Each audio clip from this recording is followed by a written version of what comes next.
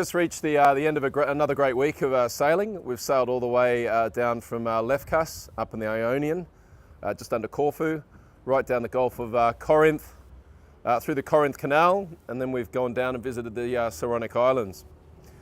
One thing I want to highlight, having been chartering for over 15 years now in the Mediterranean, in fact right around the world, but mainly in the Mediterranean, is what happens at the end of a charter. So most of you were familiar with the checkout process. So the checkout process is validating that the boat is in the same condition as provided to you at the start of the week. On almost all charters, you will have left a deposit for some charter companies, certainly in Italy, that deposit can be as high as 4,000 euros. So it's quite important that you get that deposit back. A lot of companies aren't upfront as they should be perhaps, insofar as how the deposit system works.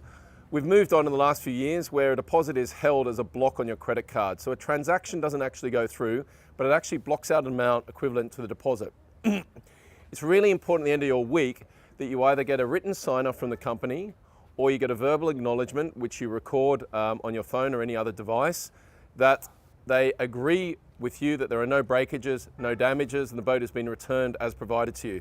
That's really important. It's very hard when you're sitting back in London, you're back in Berlin, or wherever you may live in Europe, when you're sitting back at your desk on a Monday and you discover that the deposit has been taken or a portion of the deposit's been taken from your credit card. So for those that are met with costs associated with damage or inventory that's missing, I would suggest that you take what's known as deposit damage waiver insurance. We're going to put a link in this video. We've got a company that we've been using for a number of years. They're fantastic marine insurers.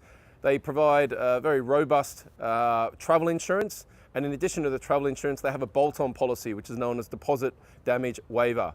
And what that effectively does is protects your deposit in the instance that you either break something or part of the inventory is lost. So that's it. That's our tips for end of the week. Safe sailing.